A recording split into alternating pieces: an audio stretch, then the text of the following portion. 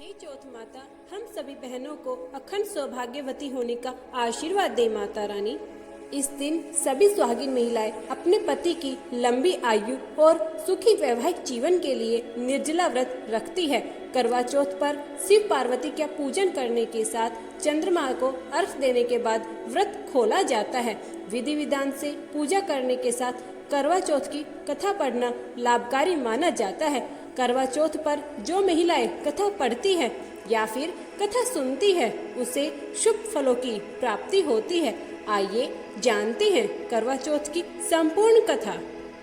बहुत पुरानी बात है, एक नगर में एक साहूकार रहता था जिसके 7 बेटे और एक बेटी थी। बेटी का नाम करवा था। अपनी प्यारी बेटी का विवाह धूमधाम से करने के बाद उसे उसके ससुराल में विदा कर दिया। सभी भाई अपनी बहन से बहुत प्यार करते थे। एक बार की बात है कि बहन अपने ससुराल से मायके आई हुई थी, जहां उसे अपनी भाभीियों के साथ मिलकर करवा चौथ का व्रत रखा। लेकिन शाम होते होते वह भूख से व्याकुल हो उठी। सभी भाइयों से उसकी यह हालत देखी ना गई, क्योंकि चंद्रमा निकलने में अभी काफी समय था। उन्होंने अपनी बहन से पानी पीने के लिए कहा तो उनकी बहन ने कहा कि चांद निकलने के बाद ही वह कुछ खा पी सकती है। ऐसे में सभी भाई काफी व्याकुल हो गए। ऐसे में सबसे छोटे भाई से रहा न गया। उसने दूर पीपल के पेड़ पर एक दीपक जलाकर चलनी की ओट में रख दिया। दूर से देखने पर वह चांद जैसा प्रतीत हो रहा था, जिसके बाद भाई अपनी बहन को बताता है, देखो चांद निकल आया है, तुम उन्हें अर्घ देकर भोजन कर सकती हो। बहन ने खुशी से चांद को देखा और उसे अर्घ दे दिया। चांद को अर्घ देने के बाद जब वह हंसी खुशी खाना खाने के लिए बैठी तो वह जैसे ही पहला टुकड़ा मुंह में डालती है तो उसे छींक आ जाती है। दूसरा टुकड़ा मुंह में डालती है तो उसमें बाल आ जाता है और जैसे ही वह तीसरा टुकड़ा मुंह में डालती है तो उसके पति की मृत्यु का समाचार उसे मिल जाता है। ऐसे में वह काफी उदास हो जाती है। तभी उसकी भाभी उसके भाई द्वारा की गई हरकत की सच्चाई बताती है, साथ ही ऐसा क्यों हुआ यह भी बताती है।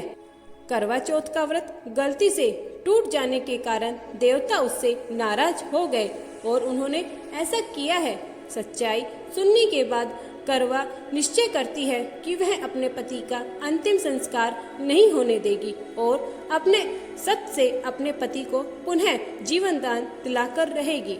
वह पूरे 1 साल तक अपने पति के शव के पास बैठी रहती है और उनकी देखभाल करती है। उसके ऊपर उगने वाली घास को वह एकत्रित करती जाती है।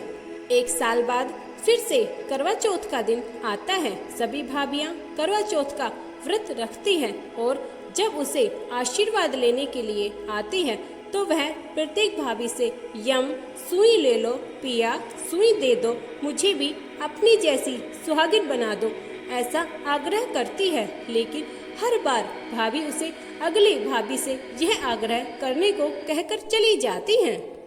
इस प्रकार जब 6 नंबर की भाभी का नंबर आता है तो वह करवा के पास आती है और करवा उससे यही बात दोहराती है।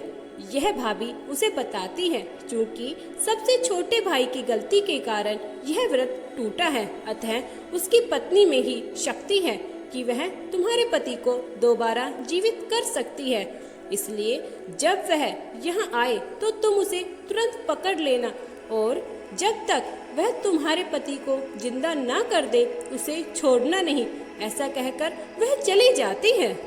अंत में सबसे छोटी भाभी आती है। करवा उससे भी सुहागिन बनने का आग्रह करती है, लेकिन वह इधर उधर की बातें करने लग जाती है, जिसे देखकर करवा उन्हें जोर से पकड़ लेती है और अपने सुहाग को जिंदा करने के लिए कहती है। उसकी भाभी उसे छुड़ाने के लिए नोचती है, खसोटती है, लेकिन करवा उसे नहीं छोड़ती।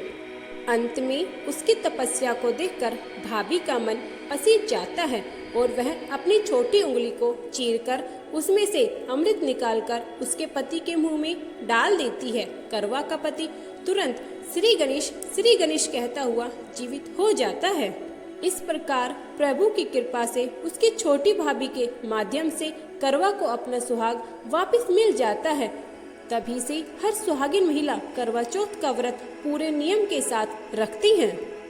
हे श्री गणेश, माँ गौरी, जिस प्रकार करवा को चिर सुहागन का वरदान मिला, वैसे ही सब सुहागिन महिलाओं को वरदान मिले माँ। सभी बहनों को अखंड सौभाग्यवती का आशीर्वाद दे।